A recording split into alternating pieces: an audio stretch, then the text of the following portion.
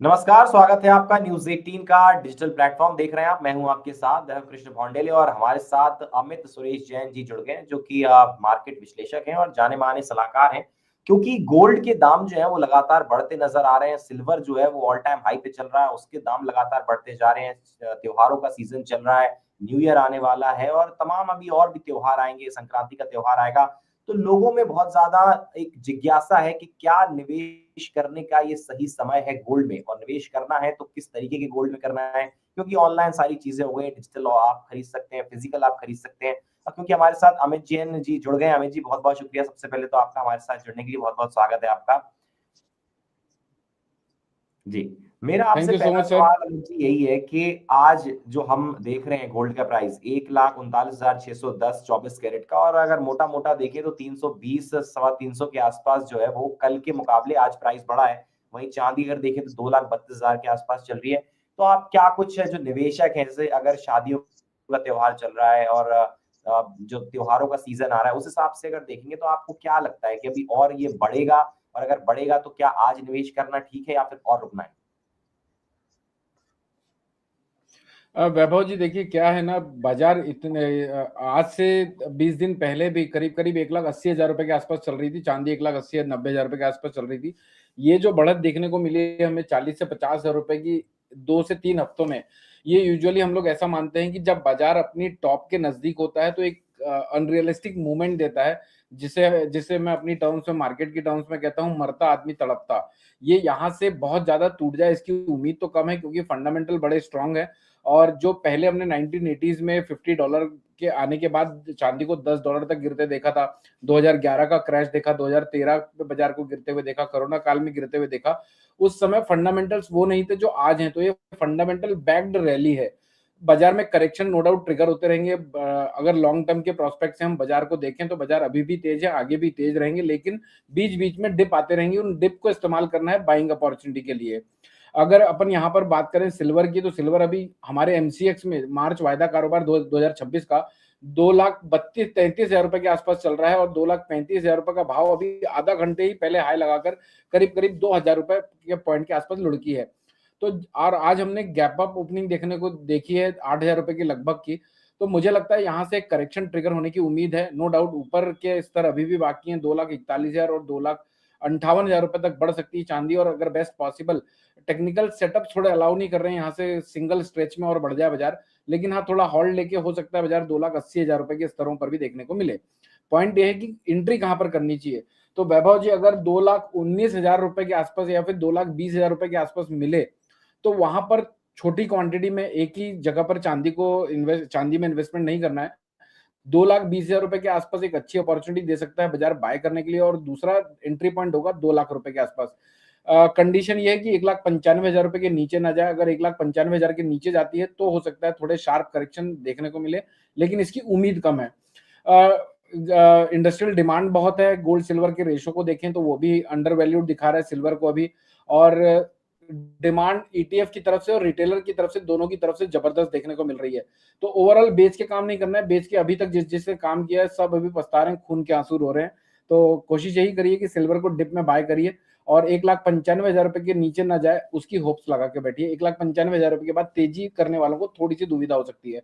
तो यहाँ पर करंट स्तरों में थोड़ा अवॉइड करना चाहिए बाय करना, करेक्शन पे बाय करना चाहिए।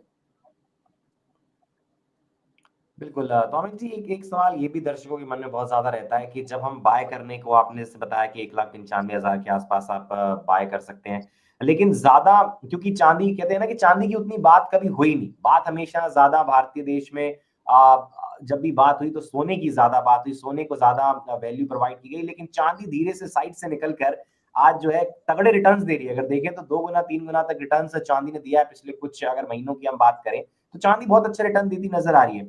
लेकिन गोल्ड पर जो लोग अभी भी अटके हुए हैं, क्योंकि जो पुरानी सोच है, जो पुराने लोग हैं, उनका अभी भी मानना है कि गोल्ड में उन्हें निवेश करना है। तो गोल्ड पे अब क्योंकि ये अगर हम देखें तो मोटा मोटी 1,40 के आसपास पहुंचने वाला है, तो क्या ये अब और ज्यादा जा सकता है? क्योंकि अगर 1,40 पे हम खरीदते हैं और फिर अगर ये नीचे आया तो कहीं ना कहीं निवेशकों को नुकसान हो सकता है। उस हिसाब से आपका क्या कहना है?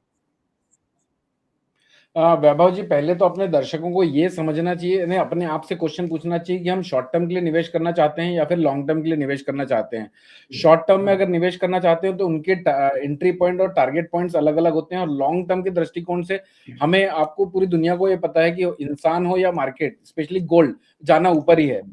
तो अगर शॉर्ट टर्म के लिहाज से आपको लोगों को बाय करना है तो मुझे लगता है एक डिप का इंतजार करना चाहिए 1,38,000 रुपए के आसपास, यानी यहाँ से 1,500-2,000 रुपए की गिरावट आती है तो वहां पर कुछ क्वांटिटी ऐड करनी चाहिए। दूसरा एंट्री पॉइंट होगा 1,35,000 रुपए के आसपास, यानी 1,38,000 रुपए के आसपास कुछ क्वांटिटी ले सकते हैं, 1,36,000 रुपए के आसपास कुछ क्वांटिटी ऐड कर सकते हैं।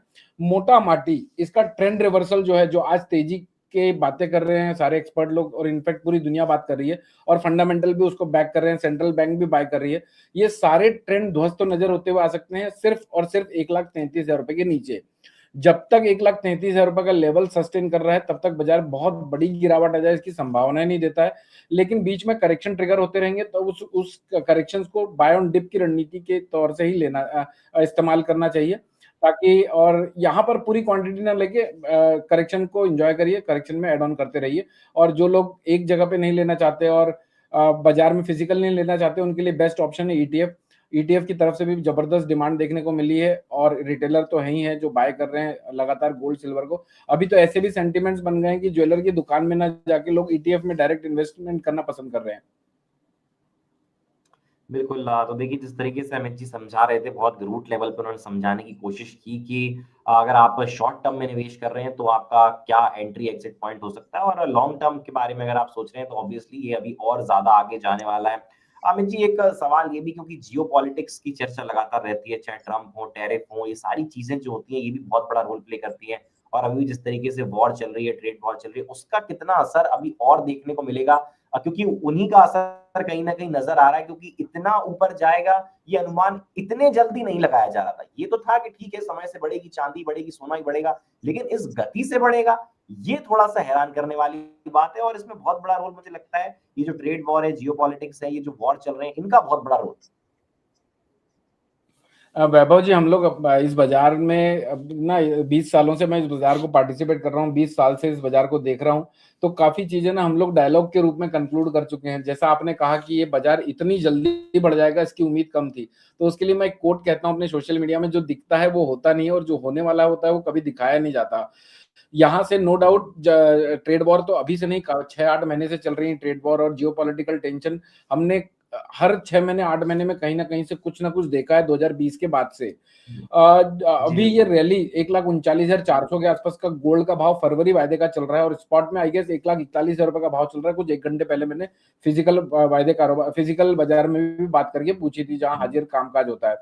तो मुझे ऐसा लगता है वैभव जी, जो जैसा मैंने कहा था कि शॉर्ट टर्म में गोल्ड के टारगेट्स 1,44,000 रुपए तक दिख सकते हैं, यानी कुछ महीना 1.5 महीने के अंदर, लेकिन जनवरी मंथ में एक करेक्शन भी ट्रिगर होने की संभावना है, और उसका एक सीधा सीधा लॉजिक है हमारे टेक्निकल सेटअप जो मंथली चार्ट में एक्सट्रीमली ओवरबॉट दिखा रहे हैं। तो ये सब चीजें ऑलरेडी जो आगे प्रॉब्लम्स होनी बाकी हैं या फिर जो हो रही हैं अभी, जियोपॉलिटिकल टेंशन या फिर जो सेंट्रल बैंक बाय कर रहा है, हो सकता है यहाँ से थोड़ा पॉज ले और एक प्रॉफिट बुकिंग आए, क्योंकि अल्टीमेटली जिन्होंने भी लोअर लेवल पे माल लिया हुआ उनको भी कहीं ना कहीं किसी न किसी स्तर पर जाकर प्रॉफिट बुक करना है। तो ये एक एक्सटेंडेड रैली है अभी, और ये एक्सटेंडेड रैली 1,44,000 रुपए तक गोल्ड की कंटिन्यू रह सकती है, यानी 4 से 5,000 रुपए अभी गोल्ड बढ़ भी सकता है यहाँ से। बिल्कुल, बिल्कुल। और क्योंकि एक ये भी सवाल रहेगा कि लगातार जब हम देख रहे हैं, तो अब जैसा कि आप थोड़ी देर पहले ज़िक्र भी कर रहे थे कि अब लोग ईटीएफ की तरफ भी बहुत ज़्यादा जा रहे हैं। वहीं जो डिजिटल पेमेंट्स ऐप हैं, वो भी अपने अंदर ही कहीं न कहीं निवेश का एक ऑप्शन खोल कर उन्होंने रखा हुआ है। तो डिजिटल गोल्ड की तरफ भी इंसान जा रहा है, शेयर भी ले रहा है कई इंसान। तो वहाँ आपका क्या मानना है कि क्या, किस हिसाब से अगर ट्रेड करने के बारे में सोच रहे हैं, तो क्या मानसिकता रखनी चाहिए, या फिर अगर आप फिजिकल या लेना चाहिए, या फिर आपको ज़्यादा निवेश करना चाहिए आपका डिजिटल गोल्ड में? वैभव जी, यहाँ पर दो प्रोस्पेक्ट होते हैं, एक तो आप शौक के लिए खरीद रहे हैं या फिर आप इन्वेस्टमेंट पॉइंट ऑफ व्यू से खरीद रहे हैं। शौक की मेरे नजरिए में कोई कीमत नहीं होती, किसी के लिए शौक 1 करोड़ रुपए का भी हो सकता है, किसी के लिए शौक 1 लाख रुपए का भी हो सकता है। तो अगर आप शौक के लिए ले रहे हैं तो ऑब्वियसली आपके पास एक ही ऑप्शन है कि आप फिजिकल गोल्ड लें और उसको पहने, एंजॉय करें और उसका लुफ्त उठाएं। दूसरा ऑप्शन होता है कि आप इन्वेस्टमेंट पॉइंट ऑफ व्यू से खरीद रहे हैं, तो आपको नो डाउट ईटीएफ फंड्स में ही जाना चाहिए। उसके एडवांटेज भी बहुत सारे हैं। पहला एडवांटेज तो सबसे बड़ा, मेकिंग चार्जेस बच जाता है हम लोगों का, और जो खरीद बेच में जो डिफरेंस होता है बायर और सेलर में, जैसे आज भी अगर हम जाते हैं गोल्ड को बेचने के लिए, तो बायर करीब, जब हम बेचने जाएंगे तो 500 रुपए सस्ता खरीदने की डिमांड करेगा, और जब हम खरीदने जाएंगे तो 500 रुपए महंगा हमें बेचने की कोशिश करते हैं फिजिकल वायदे कारोबार में। तो अगर आप इन्वेस्टमेंट पॉइंट ऑफ व्यू से देख रहे हैं, तो गोल्ड 20 करके एक ऑप्शन है एनएससी में, इंडेक्स फंड है, ऑथोराइज्ड है, और एनएससी का ही है, एनएससी सेगमेंट में आप लोगों को मिल जाता है वो। तो मुझे लगता है गोल्ड बीज में इन्वेस्टमेंट करना इन्वेस्टमेंट पॉइंट ऑफ व्यू से ज्यादा बेटर है रादर देन फिजिकल। और फिजिकल में कर रहे हैं तो फिर शॉक की कीमत मत रखिए, 10-20% आप लोगों को एक्स्ट्रा कॉस्ट देके रखना पड़ेगा। मान लीजिए आज किसी ने लिया 1,40,000 रुपए पे, तो करीब करीब उसका ब्रेक इवन रहेगा 1,60,000, 1,65,000 रुपए के आसपास का। तो जब तक 1,65 नहीं क्रॉस करता तब तक वो आप ब्रेक इवन पे नहीं आएंगे। तो ये सारी चीजों को ध्यान में रख के पहले अपने आप से पूछिए, आप शौक के लिए ले रहे हैं या फिर आप इन्वेस्टमेंट पॉइंट ऑफ व्यू से ले रहे हैं। शौक के लिए ले रहे हैं तो बिंदास फिजिकल में ले सकते हैं। बिल्कुल, शौक के लिए ले रहे हैं, क्योंकि अभी उन्होंने थोड़ी देर पहले अमित जी ने ज़िक्र करा कि शौक की कोई कीमत नहीं होती है, और बिल्कुल शौक की कोई कीमत नहीं होती, क्योंकि शौक के लिए जब खरीदते हैं तो फिर बेचने का वो माइंडसेट भी नहीं रहता कहीं न कहीं कि आगे जाके इसको कहीं सेल आउट करना होगा। अमित जी, एक सवाल ये भी, क्योंकि अब जैसे भारत भी ट्रम्प के साथ डील कर रहा है, यूएस के साथ डील कर रहा है, जो ट्रेड वॉर की प्रॉब्लम है, जो ट्रेड नहीं हो पा रही है, उसको सॉल्व करने की कोशिश कर रहे हैं। तो क्या भारत में फ्लक्चुएशन हो सकता है? क्योंकि जो भारतीय निवेशक है ना, वो सेफ साइड पे रहना ज़्यादा, यहाँ पे रिस्क टेकर्स कम है, और जो साइड से आराम-आराम से चलने वाले लोग, जो मिडिल क्लास लोग हैं, वो ज़्यादा लोग हैं। और अब निवेश करने की जो लोगों की सोच है, वो निवेश करना, लोग थोड़ा-सा बढ़ रहे हैं उस तरफ, निवेश की तरफ। नहीं तो पहले लोग एफडीज़ में और इन सब चीज़ों में, ज़्यादा प्रॉपर्टी में, लैंड में निवेश किया करते थे। लेकिन अब कहीं न कहीं चाहे शेयर बाज़ार की निवेश की बात करें, चाहे अब ये म्यूचुअल फंड्स हो, गोल्ड हो, सिल्वर हो, अब लोग इन इन तरफ भी जा रहे हैं। इनको भी पॉइंट ऑफ व्यू अपने दिमाग में लेके चल रहे हैं कि यहाँ भी इन्वेस्टमेंट किया जा सकता है। तो ये जो ट्रेड अब होने के लिए बात बन रही है, अगर ये सक्सेसफुली हो जाती है और ट्रेड होती है, तो क्या यहाँ इसका असर पड़ेगा? नीचे गिर सकते हैं दाम, वापस दाम थोड़े से गिर सकते हैं, या फिर दाम और अभी बढ़ने की कोशिश देख सकते हैं इनको? वैभव जी देखिए, यहाँ पर भी दो प्रोस्पेक्ट होते हैं। एक तो जो ट्रेड डील की बात करी आपने, कि ट्रेड डील के रिजल्ट्स जो आते हैं उसके बाद हमारे गोल्ड सिल्वर में क्या इम्पैक्ट हो सकते हैं। तो मेरा ये मानना है कि पहला तो मैं ये सारे निवेशकों से बोलूंगा कि चाहे आप इक्विटी में काम करते हो ना करते हो, चाहे आप ग्लोबल मार्केट ट्रैक करते हो ना, चाहे ग्लोबल मार्केट में इन्वेस्टिंग या फिर ट्रेड करते हो ना करते हो, आपको फॉलो जरूर करना चाहिए। क्योंकि जब आप अपनी गाड़ी मेहनत की कमाई किसी भी बाजार में, किसी भी सेगमेंट में लगा रहे हैं, तो आपका खुद की जिम्मेदारी है आपको सब चीजों को ट्रैक करने की। अगर आप एशियन मार्केट को देखें, इक्विटी यहाँ पर ना इक्विटी मार्केट से लिंकअप हो जाती है बहुत सारी चीजें। इक्विटी मार्केट हम यूएस की देखें, चाइना की देखें, सारे ग्लोबल मार्केट देखें, तो सारे मार्केट ने 15 से 18% का आउट परफॉर्म किया हुआ है।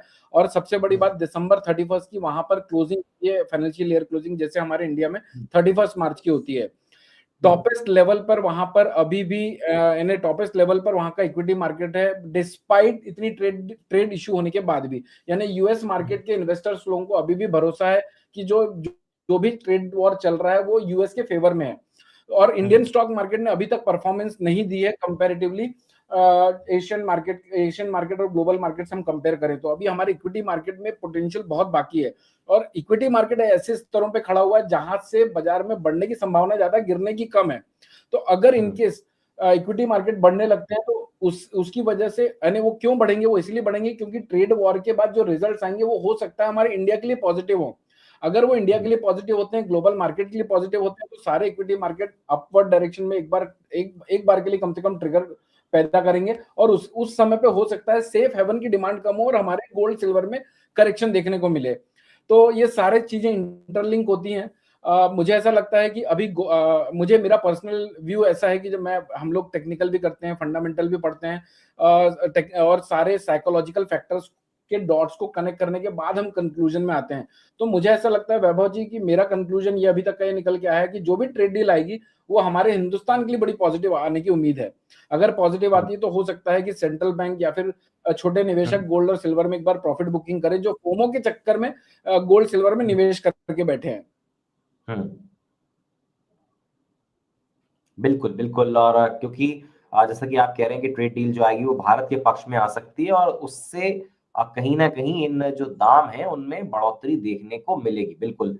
तो एक सवाल ये भी, चलिए एक रूट लेवल पे वापस आ जाते हैं थोड़ा सा, कि मोटा-मोटी अगर समझने की कोशिश करें कि आज अगर 2,32,000 पर चांदी ट्रेड कर रही है, तो आप अगले 3 महीने में 2026 मार्च तक आपको क्या लगता है कि क्या मैक्सिमम ये टच कर सकती है चांदी? क्योंकि अब लोगों का जो पॉइंट ऑफ व्यू है, जो लोगों की नज़रें हैं, वो नज़रें ज़्यादा चांदी की तरफ मुड़ गई हैं, सोने को लोग कम देख रहे हैं क्योंकि रिटर्न चांदी ज़्यादा दे रही है। और पिछले 3-4 महीनों में जिस तरीके से रिटर्न दिया है, वो बिल्कुल अनबिलीवेबल है, क्योंकि आप कह रहे हैं कि क्योंकि आप तो 20 साल से ये काम कर रहे हैं, आप मार्केट में आपको सारी चीज़ समझ में आती है, लेकिन जो एक आम आदमी है, जो एक आम निवेशक है, वो इतने तेज़, ये रातों-रात वारे-न्यारे होने वाली बातचीत हो गई कि अचानक से 3-4 महीने में पैसा दुगना डबल हो गया। तो ये जो है उसमें अगर हम देखें कि 2026 नया साल आने वाला है, मैं एक नॉर्मल इन्वेस्टर हूँ, आम आदमी हूँ, मैं अगर आज इन्वेस्ट करने के बारे में सोच रहा हूँ, तो मेरा जो कहते हैं कि मैक्स मेरा क्या होना चाहिए कि मैं यहाँ पे इसको निकाल सकता हूँ। तो 2026-31 मार्च तक आपको क्या लगता है कितना ये जाएगा? 2,32,000 सिल्वर का भी रेट है, आप बताइए। देखिए, हमें ये देख, हम एनालिस्ट हैं, हमारा ये काम होता है कि हम लोगों को अपने जो हम पे बिलीव कर रहे हैं, हमें सुन के हमारे स्टेटमेंट्स पे पैसा लगा रहे हैं, उनको हम अभिमन्यु बनने से बचा सकें।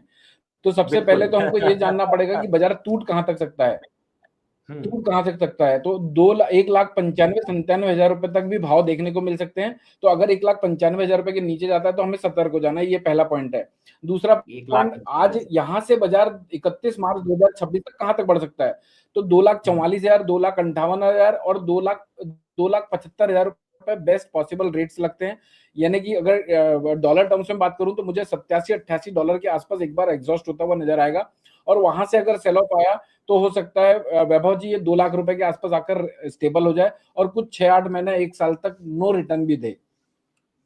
अच्छा, मतलब देखिए मोटा-मोटी जो अमित जी ने समझाने की कोशिश की है कि 2 लाख 44, 58 और मैक्स टू मैक्स 2,75,000 तक इनका एनालिसिस कह रहा है कि जा सकती है, और फिर हो सकता है नीचे गिर के ड्रॉप हो ये और 2 लाख के आसपास स्टेबल हो, 6-7 महीने तक हो सकता है कोई रिटर्न ना आए, हो सकता है साल भर तक ये कहानी चले, कोई रिटर्न ना आए, लेकिन एक बार फिर उसमें उछाल देखने को मिलेगा। तो अगर आप लॉन्ग टर्म में निवेश कर रहे हैं, तो ये मौका सिल्वर में निवेश करने का अमित जी बिल्कुल सही आपके हिसाब से। बिल्कुल। और जी, अब गोल्ड के सर ऊपर भी 2 लाख थोड़ी-सी रुपए बात के करें। आसपास लेना चाहिए। बिल्कुल, बोलिए, बोलिए। वैभव जी प्लीज। हाँ, गोल्ड के लिए निवेश करना है तो मुझे ऐसा लगता है कि सबसे बेस्ट बाइंग रेट है 1,35,000, 1,34,000 रुपए के आसपास। वहां हुँ, पर एक वैल्यू बाय मिलता है और वहां से अगर वापस से एक करेक्शन आने के बाद बाजार बाउंस देना स्टार्ट करता है या फिर अपने ट्रेंड को कंटिन्यू करता है, तो 1,41,500 और 1,44,000 रुपए तक टेस्ट कर सकता है 31 मार्च 2026 तक का भाव। बाकी वैभव जी, क्या है ना, बाजार की डायनामिक्स बहुत भयंकर तरीके से बहुत फास्ट डेवलप होते रहते हैं। तो अब हुँ, ये अगर ये शो आज हो रहा है तो हो सकता है काफी चीजें फंडामेंटल आगे 1 महीने 1.5 महीने में चेंज हो, जिसको हमको यहाँ पर इनकॉर्पोरेट करना पड़ेगा। अभी मोटा-मोटी जो हमारा विजन देख रहा है, जो हमारे डॉट्स कनेक्ट करने के बाद जो कंक्लूजन निकल रहा है, वो मैं बता रहा हूँ। तो बीच में अगर कहीं कोई हालात चेंज होते हैं, कहीं कोई प्रोस्पेक्ट चेंज होते हैं, तो आपको हमको ये सब जानना और अपडेटेड रहना बहुत जरूरी है। एक बात मैं कहना चाहूंगा वैभव जी, हम सब जो भी बाजार में निवेश करते हैं या फिर जो निवेश करना चाहते हैं, वो अपने हमें नहीं, अपने आप को भी गिरगिट बना लीजिए। क्योंकि गिरगिट कैसा है, जब भी कोई आपदा आती है, कोई भी प्रॉब्लम आती है, अपने पेड़ के उस पेड़ के हिसाब से अपने कलर को चेंज कर लेता है। हुँ। तो जो भी बाजार में निवेश कर रहा है वो अपने आप को गिरगिट मान के चले, जब तक ये ट्रेंड इंटैक्ट है। जहां पर मैंने आप लोगों को बताया 1,33,000 रुपए के नीचे अगर गोल्ड चला जाता है तो अपने ट्रेंड सेट, लॉन्ग टर्म जो शॉर्ट टू मीडियम टर्म का ट्रेंड है उसको हुँ, ब्रेक कर देगा। तब तक आप बाय ऑन हुँ। डिप की रणनीति रख सकते हैं। 1,41,500, 1,44,000 रुपए स्टेबल के रेट टारगेट क्या हो एक्सपेक्ट कर सकता सकते है हैं। इसका? जैसे उसी तरह चांदी का से आप बिल्कुल, कंटिन्यू करिए, कंटिन्यू करिए। 1,95,000 रुपए चांदी अगर नीचे जाती है तो आपको गिरगिट बन जाना है, अपने कलर को चेंज कर लेना है, ग्रीन से रेड कर लेना है। गोल्ड का स्टेबल प्राइस क्या हो सकता है? जैसे चांदी का आप बात कर रहे हैं कि 2 लाख के आसपास स्टेबल हो सकता है, फिर हो सकता है कुछ लॉन्ग टर्म तक 1 आध महीने 6 महीने 7 महीने तक ये वहीं पर रहे, 2 लाख के आसपास ही रहे प्राइस। लेकिन गोल्ड का प्राइस क्या हो सकता है? क्योंकि ऑलरेडी 1,40 जो आप बोल रहे हैं कि अगर मैक्स जाता है तो 1,44 1,45 तक ये जा सकता है। तो अब 1,39 तो ऑलरेडी हो गया है 24 कैरेट गोल्ड। तो 1,35 पे आप कह रहे हैं कि हम इन्वेस्ट कर सकते हैं जो आम निवेशक हैं। तो उस हिसाब से अगर देखें तो जो बैलेंस पॉइंट है जहां पे ये रुक सकता है वो क्या हो सकता है? 1,33,300 एकदम प्रिसाइज आंकड़ा दे रहा हूँ, 1,33,300 के आसपास ये डिमांड और सप्लाई दोनों को इंटरेक्ट करता है। यानी कि जहां पर हमने इकोनॉमिक्स में एक टर्म पढ़ी होगी, सब लोगों ने पढ़ी होगी, इक्विलिब्रियम पॉइंट, जहां पर आके डिमांड और सप्लाई दोनों मैच होने लगती है, वो ऐसा पॉइंट है 1,33,300 का। इसके आसपास अगर इसके आसपास आता है, बाजार स्टेबल हो जाता है, तो जैसे 1,95,000 2 लाख रुपए के आसपास का सिल्वर का भाव है, वैसे गोल्ड का 1,33,300 के आसपास का है। बिल्कुल, बिल्कुल। तो 1,33,000 के आसपास आपका ऐसा मानना कि ये जो है रुक सकता है और वहां से फिर कुछ टाइम के लिए हो सकता है रुके और फिर आगे जाके बढ़े और 1,45 तक बढ़े, तो वहीं चांदी 2 लाख तक आ सकती है और 31 मार्च 2026 तक 2,44, 2,58, 2,75 तक ट्रेड कर सकती है। तो बहुत-बहुत शुक्रिया अमित जी हमारे साथ आपका जुड़ने के लिए। दर्शकों, हमने आपको विस्तार से अमित जी के माध्यम से ये बताने की कोशिश की, समझाने की कोशिश की कि पहले तो आपको ये समझना है कि आपको निवेश करना है तो लॉन्ग टर्म करना है या शॉर्ट टर्म करना है। उसके बाद अगर आप आज निवेश करना चाहते हैं तो आपको आज रुकना है या नहीं रुकना है। साथ ही हमने ये भी बताया कि जियोपॉलिटिक्स का कितना असर पड़ेगा, जो ट्रेड डील चल रही है भारत की यूएस के साथ, उस पर उसका कितना असर पड़ेगा। तमाम बातों को हमने जो है आपके सामने साफ तौर पर रखने की कोशिश की और आपको एक सही राह मिल सके और एक सही कंक्लूजन आपको मिल सके, एक सही डिसीजन आप ले सकें, ऐसा हमने इस वीडियो में, इस लाइव में बताने की कोशिश की है। फिलहाल बहुत-बहुत शुक्रिया आप सभी का हमारे साथ जुड़ने के लिए। अमित जी, बहुत-बहुत शुक्रिया आपका। सर, डिस्क्लेमर देना चाहूंगा, जी, क्योंकि हम लोग सेबी रजिस्टर्ड हैं, तो डिस्क्लेमर बाय डिफॉल्ट वो शो में होनी चाहिए। मेरी पर्सनल पोजीशन कुछ भी नहीं है। हो सकता है हमने क्लाइंटों को same position, same stop loss, same views दिए हों। आप जो भी ट्रेड बनाते हैं, मेक श्योर कि आप अपने फाइनेंशियल एडवाइजर से संपर्क करने के बाद कंक्लूजन में आते हैं। मेक श्योर कि वो जिससे भी आप रिसर्च ले रहे हैं या फिर जिससे भी व्यूज ले रहे हैं, वो सेबी रजिस्टर्ड रिसर्च एनालिस्ट हो। बिल्कुल, बिल्कुल। देखिए, अमित जी ने आपको ये भी क्लियर कर दिया कि ये हम एक एनालिसिस कर रहे हैं और आप इसके आधार पर अपना डिसीजन जब बनाएँ तो सोच समझ कर निवेश करें। ठीक है, अमित जी, बहुत-बहुत शुक्रिया आपका हमारे साथ सारी जानकारी को साझा करने के लिए और हमारे साथ जुड़ने के लिए। Thank you so much Vaibhav ji.